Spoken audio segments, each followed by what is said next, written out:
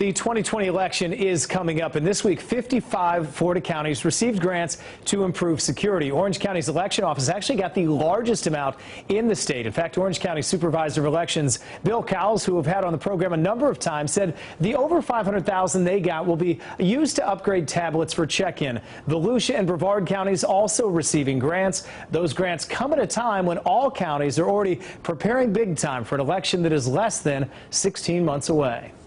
And Chris Anderson is the Seminole County Supervisor of Elections, and you've seen him before. We've had him back. Chris, always good to have you in. Thank you for having me. So let's talk about this. 55 counties get this, but Seminole County didn't. But if you're in Seminole County, you shouldn't worry. It wasn't like you were slighted in this case, right? Not at all. Now, the 2.3 that was redistributed was funds that were originally distributed last year before our primary and general elections of 2018.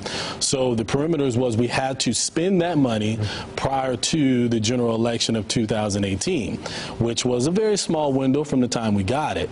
And the rules were we needed to spend them on essentially upgrading security, cybersecurity features in our offices. And we would talk more about security, but let's stay on that. Like Orange County actually got the most out of any state, over $500,000. What led to that amount, and where does that money go?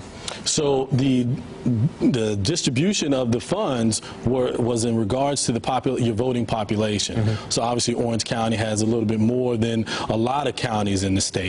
We got about $316,000, and the Seminole County residents should be happy to know that we spent the bulk and pretty much all of our funds in the allotted time that we had, and we focused on upgrading our cybersecurity.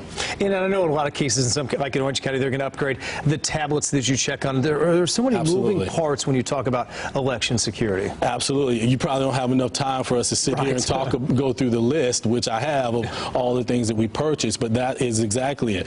Tablets, firewall servers, the cases for the tablets. There's so many small things that a lot of folks may not be aware of that go into the voting process that money really helped out us in accomplishing our mission. Chris, as you know, it's not always easy. There are no blank checks here, and it can be hard to get funding. But it seems like when it comes to election security, that is the top of mind of many state officials, making that a little easier probably to get that money, I'm guessing. It made things a lot easier. And, you know, so when I came into office, I heard about this, so I said, well, hope maybe this will happen again. So in that event, within the first 100 days, I asked for a security assessment of the entire infrastructure. So as of right now, on my desk, I have an estimate for some upgrades to happen to the building, to our cybersecurity again, in the event that Christmas comes around and we do get that grant, that we are prepared to put that in action, because as I explained earlier, there's a very small window that we have to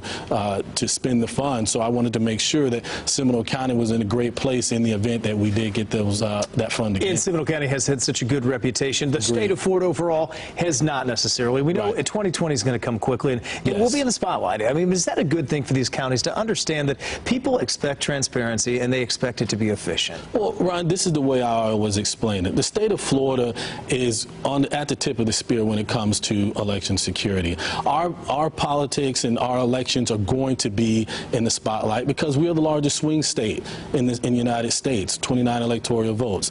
Tip of the state will go blue, the panhandle will go red, and then it have that I-4 corridor, which is the swing part of the swing state. So we're going to be in the news naturally just because we have close races and because of just how important the state of Florida is to national elections. So we're well aware of that in the elections community, primarily here in Seminole County, and we understand just how important we are, and we're ready and prepared for 2020. And give me a sense, I know we've had Bill in here a lot, and he's talked about election security. How often do you guys get together as supervisors of elections or at the state level to make sure that you're all kind of comparing notes on something like this? Well, we're talking almost every day.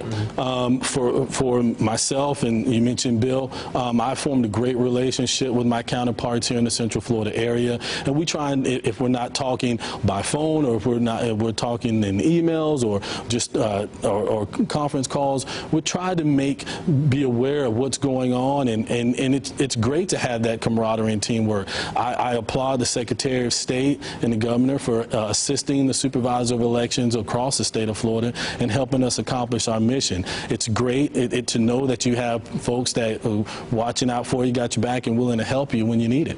We had Desmond Meade last week. We focused a lot on Amendment 4. That's one of the big changes changes now because you've got felons that are going to be able to vote in this election now. Each county, how do they deal with that? Because this is something new they haven't dealt with in the past. Well, it is. Well, so actually, Supervisor of Elections Office has always dealt with felons that have been restored through clemency. Folks kind of forget that there was a clemency process prior to Amendment 4. So Amendment 4 essentially removed a lot of the wait time involved in that. So now we are waiting on instruction on the implementation, although Bill 7066 has spelled out more clearly and more specifically exactly how Amendment 4 will address it. As far as Seminole County is concerned, we're not turning anyone away from registering. We encourage everyone to come in, fill out your application, and we will submit it and send it forward. Just give me a sense between now and when we get to that big day, how much is in place now and how much do you still have to do to get ready, make sure everything's set? Well, as far as the ballots are concerned, obviously we can't start working on that because we don't know the candidates. But the infrastructure is in place. We're looking at our polling locations. We always have to make sure that they still want us. Right. We are preparing for we're looking at our hours of operation when it comes to early voting times for the presidential preference in March, for the primary in August, which will be moving, by the way, and the general election in November. So we're doing the preliminary work of getting ready to deploy our assets out to 80 different locations and service 495,000 voters in Seminole County. In what could be a record turnout as well. It's far off. Well, we usually have a very high turnout. Absolutely. So in 2016, we had 78.5% turnout. So what we have to do is, right now, we're in this stage of saying, okay, let's take a look at the numbers. So in every elections office, it's data-driven decision-making. We see our turnout in 2016, and we have to use that as our starting point because that's a presidential election year. And say, okay, the best way I explain it is this, Ryan. Next year, each supervisor of election is going to throw 3 parties. We're going to invite a lot of our closest friends, right? In our case, I'm going to be throwing a party inviting 309,000 people. Right. They don't have to RSVP, but I do have to plan for them to eat. That's right. That's when they've got to do that. Well, Chris, we could talk to you all day. You've been here a lot of the program. Appreciate you coming in. Thank you very much. Thank you.